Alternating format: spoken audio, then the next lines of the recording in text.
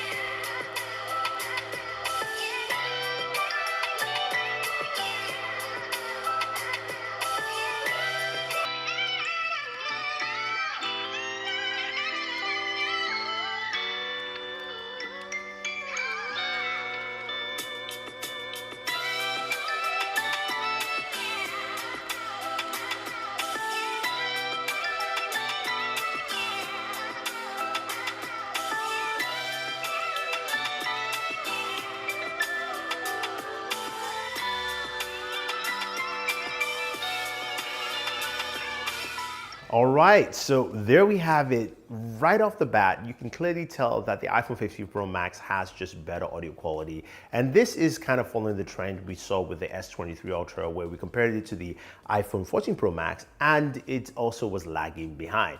Samsung did something with their speakers that I don't like. And I think the iPhone just continues that trend we've seen lately from Apple, where the audio quality has been clean and crisp all the way through. So I definitely like it, and I think you guys will enjoy that too. Okay, let's move over to benchmarks. What kind of benchmarks are we getting, and how does that lead into gaming? Well, we do know the iPhone has the brand new A17 Pro chipset, not an A17 Bionic. And this chipset is giving us some really cool features. 6 cores in the GPU. We've also got a higher performance in terms of 20% more on the GPU, 10% on the CPU, just to name a few things. While the Galaxy has the Snapdragon 8 Gen 2 chipset for Galaxy. This is meant to be one of the most prioritized chipsets in the 8 Gen 2 line, giving us some really good performance we've seen throughout the year. So how do they stack up? So taking a look at Geekbench 6 and looking at the single core scores, Galaxy is at 1,976, while the iPhone is at 2,908. That is almost a 1,000 point difference. While on multi-core scores, the Galaxy is at 5,269 and the iPhone is at 7,194. That is almost a 2,000 point jump there. So that is truly impressive. Now you're going, okay, what does that do? But before we go do that, let's go ahead and check out GPU scores. Now, I do want to remind you here that GPU scores are a little bit different because the Galaxy uses OpenCL for its GPU rendering, while the iPhone 15 Pro Max uses Metal. And the scores are a stark difference from one another. The Galaxy is 9,225, which is great. While the iPhone is 27,431. Now, granted, these are not apples to oranges or even a clear match, but it just shows you where those numbers lie and you can make that decision for yourself. So what does that mean? Now, I will first send you off to my gaming video to go check that out and see some of the gaming performance there on the iPhone as well as also on the Galaxy. But I can tell you this, that gaming performance for both devices are really solid. Getting smooth gameplay. But the big kicker here is this. The iPhone 15 Pro Max and the iPhone 15 Pro line in general can play console level games. And looking at that, I'm talking about Resident Evil Village. Being able to play that directly on your iPhone is truly impressive. And I think a lot of people are going to like that. On the downside though, I don't like the high temperatures I'm getting off the iPhone for mobile games, playing games like Genshin Impact and getting 112 degrees in terms of temperature. is very high in comparison to what we're getting on the Galaxy, which is roughly around 109. So there you have it in terms of gaming. I think the slight edge goes to the iPhone 15 Pro Max just because it plays console games, whether that is just the GPU itself, the new GPU, and of course the new processor, or that also entails just better software in terms of developers matching and bringing those games. But you can play console games on your iPhone. All right, let's move over to the cameras. Now, this is a place where there is going to be a lot of preference involved with both devices in terms of what you like and what you don't like. They have some really new camera modules on here, with the iPhone having basically 7 lenses according to Apple. Even though, yeah, you can only see 3 camera housings here. You do have the ultra wide, and then when you go in, you have your 1X, which gives you 24 millimeter, and then you have your 1.2 giving you 28 millimeter, and then you have your 1.5 giving you 35 millimeter, and then you also have the 5X zoom as well. So you have multiple lenses, or at least facsimile of lenses on the iPhone, while the Galaxy, of course, has multiple lenses as well and multiple zoom ranges. So you do have, of course, the ultra wide, a 1X, 2X, 3, 2X is digital, as well as also you have that 10X zoom, and then you can go all the way to 100. So what does that mean for images? Well, like I said, check out our camera comparison and you can see where the differences lie and where those details stay within both devices. But that being said though, when it comes to zoom, it's a very interesting predicament. I look at it this way. I say, hey, when it comes to getting those shots within the 1X all the way all to the 5, so basically the 5X is a 120 millimeter lens, the iPhone does a really good job there. And I think you can see a lot of that clear details there. But when you're looking at extending in terms of going past that, the Galaxy does a much better job at having that extended zoom out there. Now, both zoom lenses are very different in terms of the way they work. The Galaxy has a periscopic zoom, and the iPhone has a tetraprism lens, which is built differently. So that's just putting it out there for you. And I think you're gonna find that camera comparison very detailed and very interesting. So go ahead and check that out. Now, when it comes to battery life, this is something that's quite interesting in terms of both devices.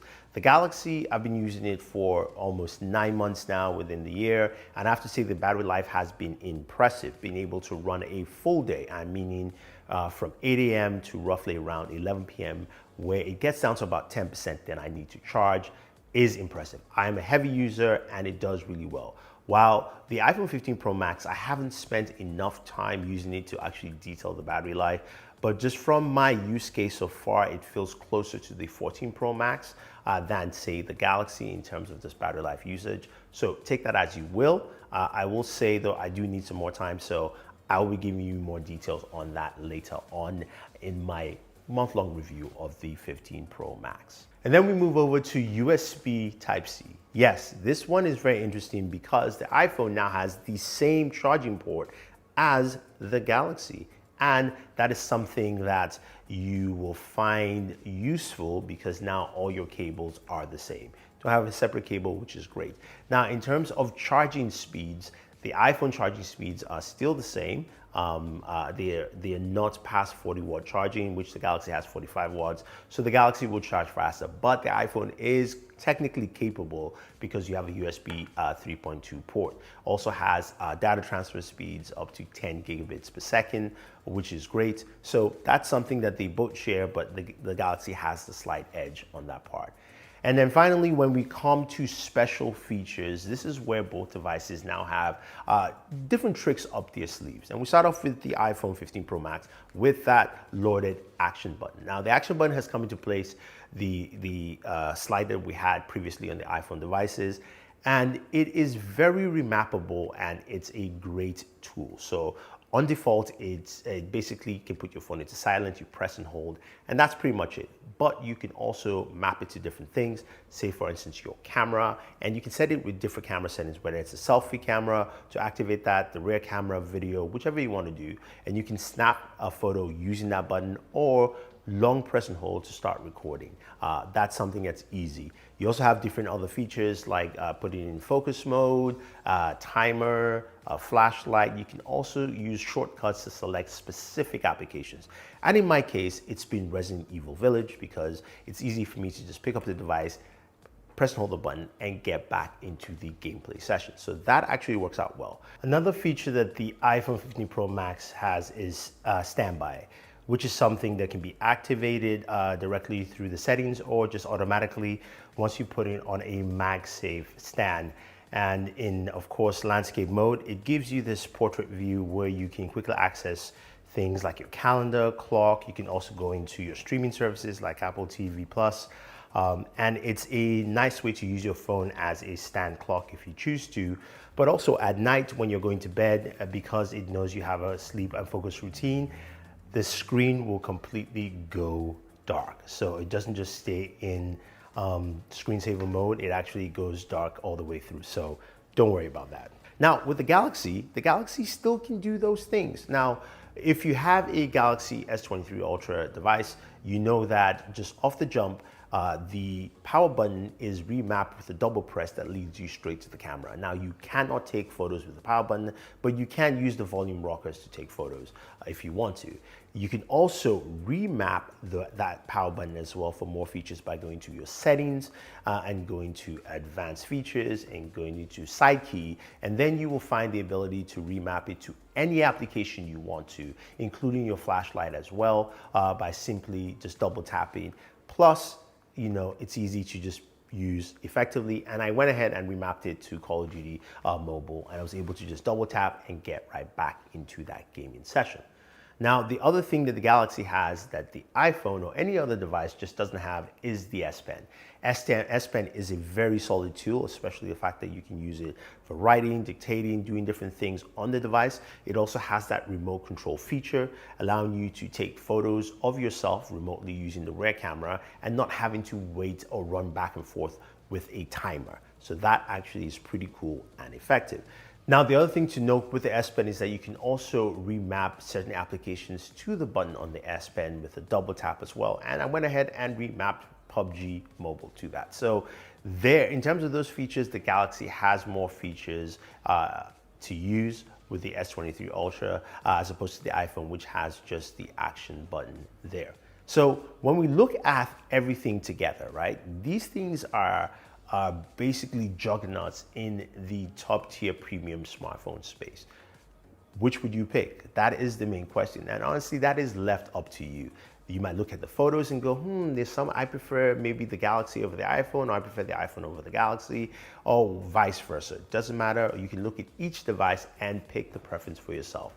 So I pose that question to you guys.